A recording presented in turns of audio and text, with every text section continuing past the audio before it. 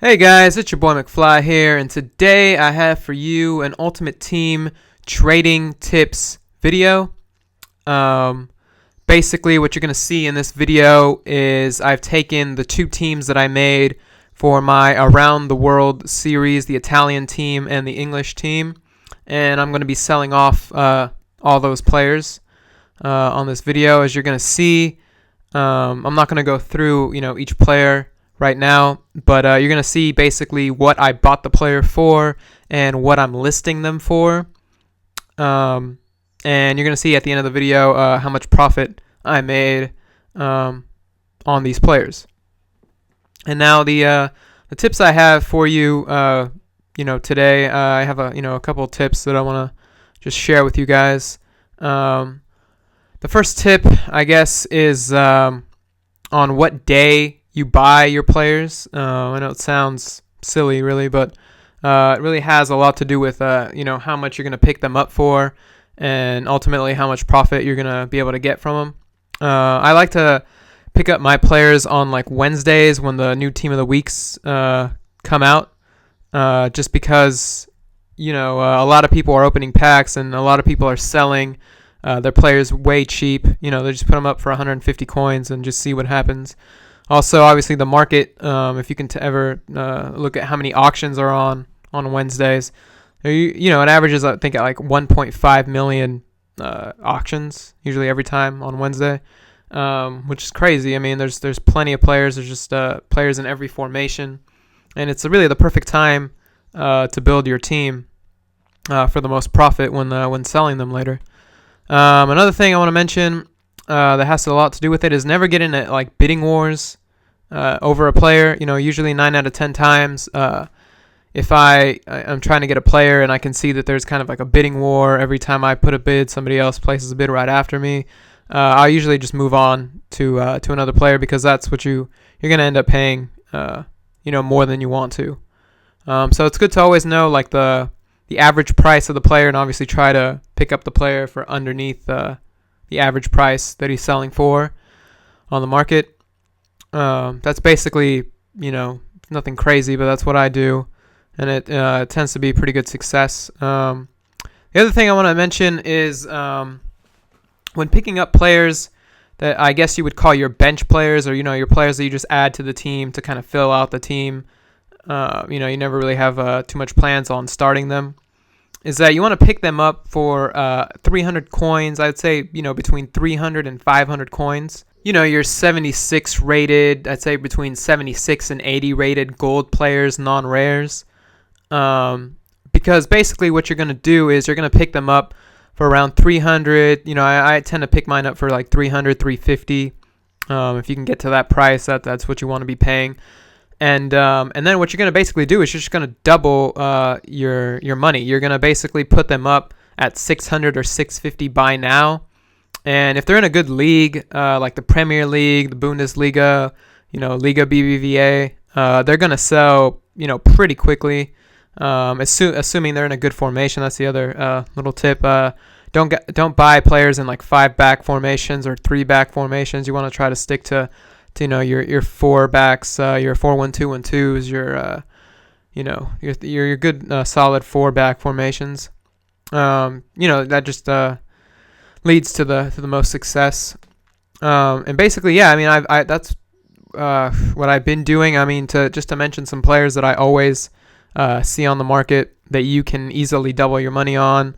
Your Dawsons on Spurs, Tim Howard. If you ever see Tim Howard lurking around for 300, 400 coins, you can easily double your money on him. Couple other examples would be Ben Foster on West Brom, as well as Joe Allen from Liverpool. You see them on the market a lot, and they will almost always sell for double their price, maybe even a little bit more than double the price, as long as you put them in a buy now. Another tip I want to give you guys is also what time you go on the market to purchase your players. I find that like for me, when I get on around, I'd say, anywhere between 8 p.m. and midnight is probably, your best bet as far as finding the least amount of people bidding on players. And obviously, if you can get on when there's not that many people on to bid on a player, then you're obviously going to get the player at the best price, which will lead you, to your best profit. So in a minute here, you're going to see what the players actually ended up selling for.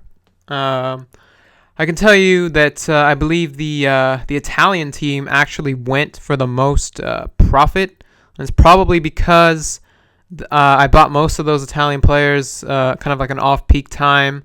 And that's the other thing. If you're going to buy players on off-peak time, as long as you buy players that aren't in like the Premier League or the Bundesliga or La Liga, then you're basically going to have any competition when you're bidding. I mean, to be honest, if you're on at like 9 p.m., 10 p.m., and you're trying to build a Russian league or a Portuguese league team, there's really not going to be too many people on, with that same idea of building that type of team at that hour. And therefore, you're going to be able to pick up all the players you want at whatever minimum price they're set on.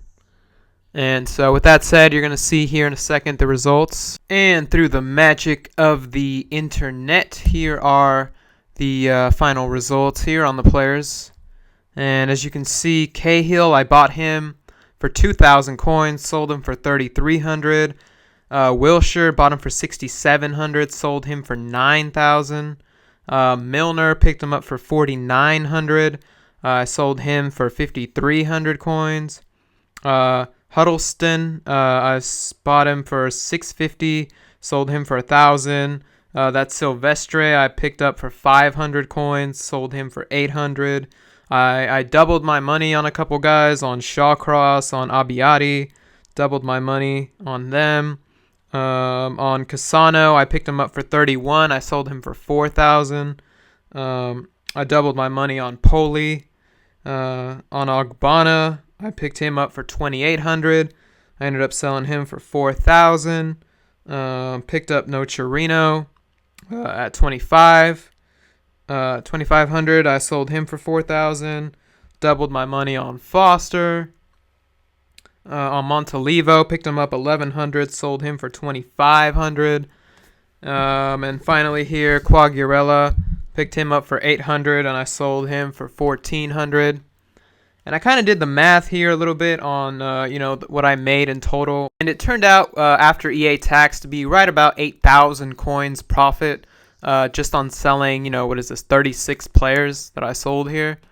So, it was a pretty good profit. Now here at the end of the video, I'm just showing you the whole bid 300 coin method, which is basically, just bidding 300 coins on some guys. And if you get them, great. And if you don't, just bid on somebody else. And I ended up getting, I believe, a couple of these guys. And, it's an easy way to double your money. So, if you want to just go through, bid 300 coins and try to double your money on them. And that is going to be the end of this first trading tips episode. There will be, more trading tips episodes to come. So if you guys could just like, comment, subscribe to this channel, it'd be greatly appreciated. And this is your boy McFly, and I'll see you guys in the future. Thanks for watching.